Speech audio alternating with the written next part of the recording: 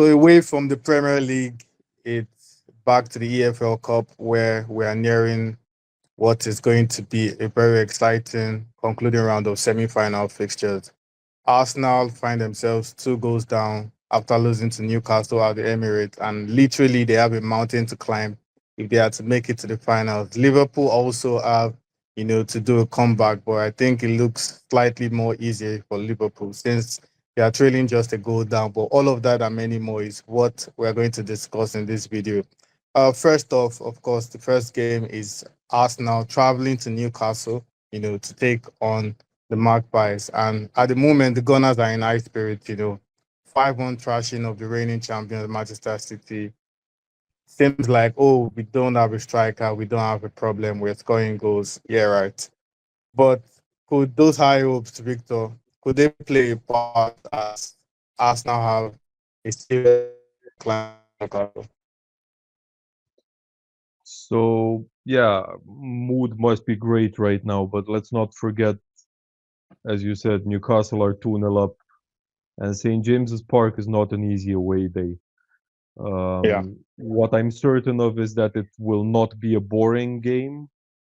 If the tempo is not good, at least the crowd will surely be up for the occasion, and especially since they haven't had much success lately, Newcastle, I'm sure that the Geordies will be pushing their team, and at least we should have a spectacle there, if not on the pitch.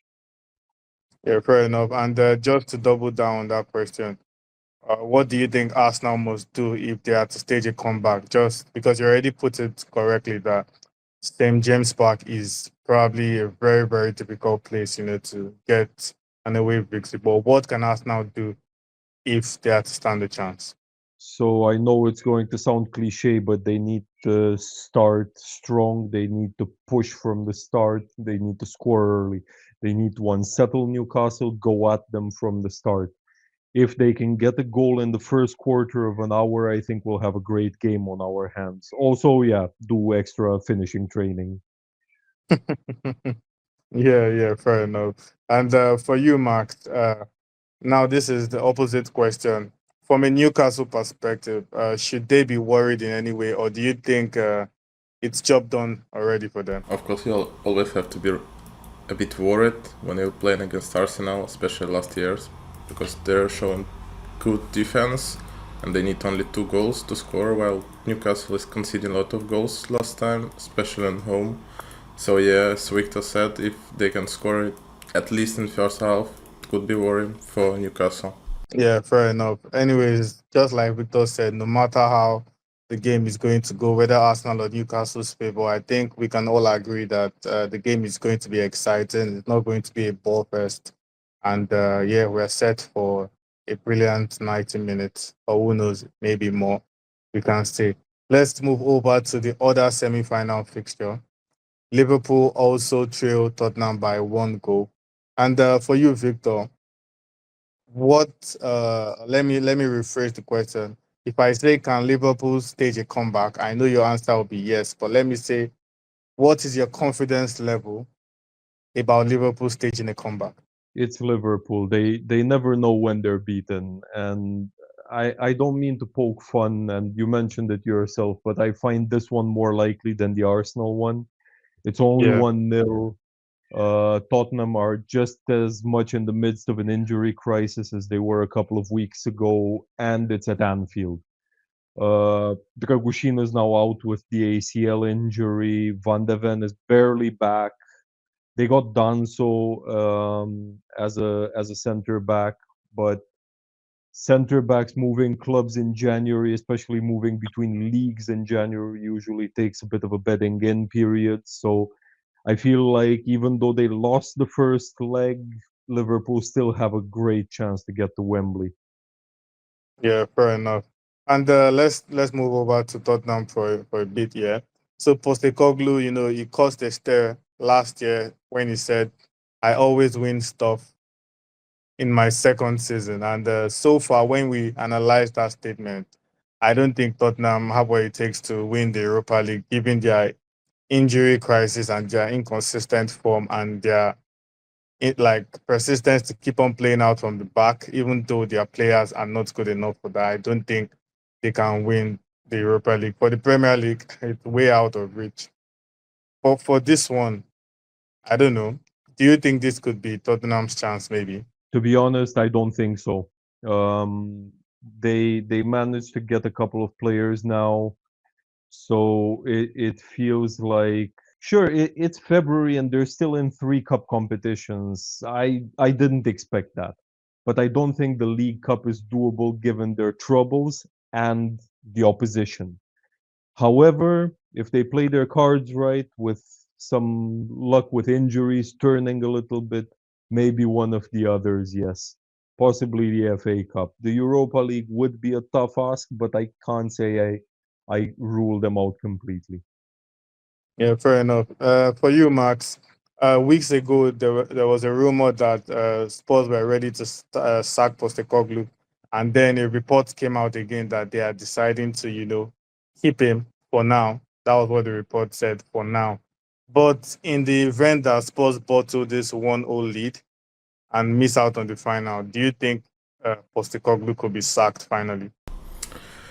Mm, I'm still not sure that this particular tournament is key for them.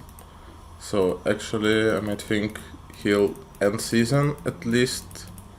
But if they go out from Europa League and this tournament as well, might be sacked. Fair enough. Over to you, If you Victor. don't mind me saying, Yeah, and with all due yeah. respect to Tottenham, but any tournament is crucial for them. Trophyless for so long. Yeah. I was But going to I say think it that as might well. rather I don't. I think it might rather hinge on the FA Cup game if they go out against Villa. Yeah, yeah, I think so. I think so. Yeah, to be fair. So let's move over to the tactical side. Victor, which tactical battle or battles do you think could be decisive in both games? Like, which players do you think could play big roles and stuff like that?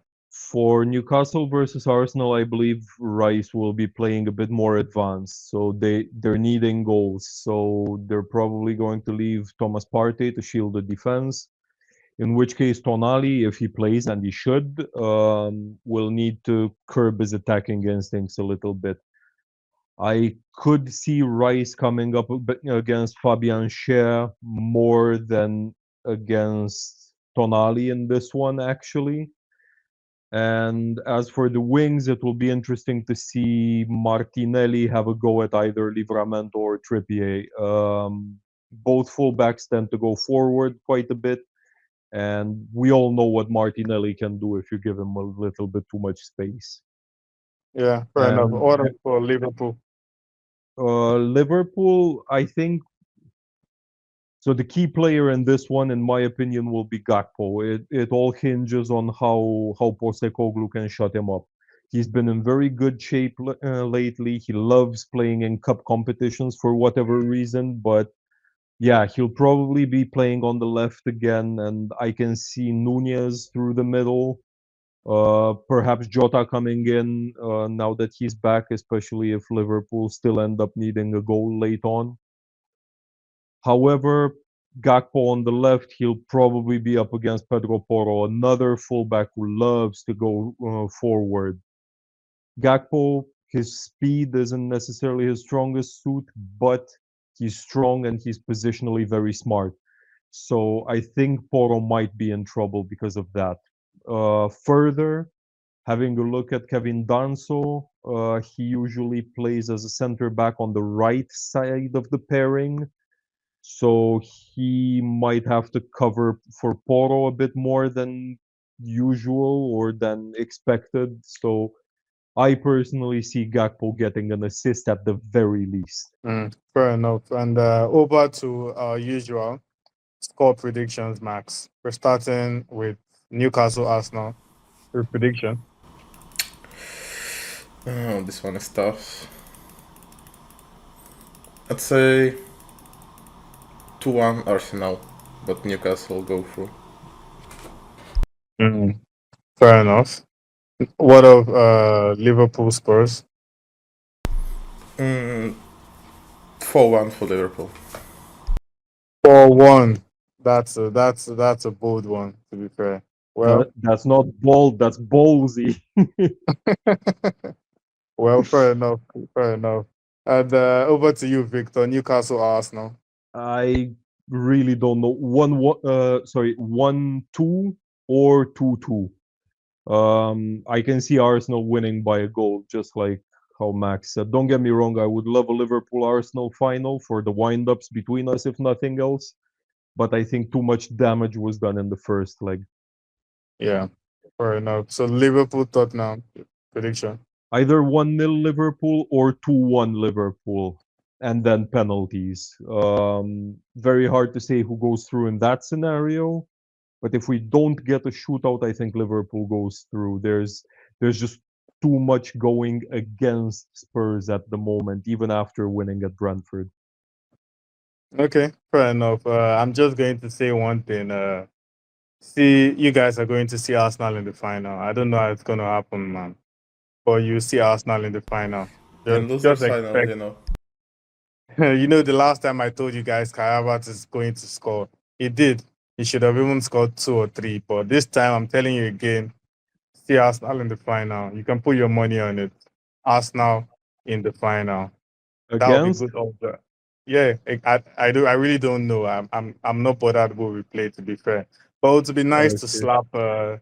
to slap Tottenham in the final. You know, so that they come so close, and then we take it off them again. So anybody, to be fair, but yeah, I think Arsenal will make the final. I don't know why. You're But I think you're cruel. You're cruel.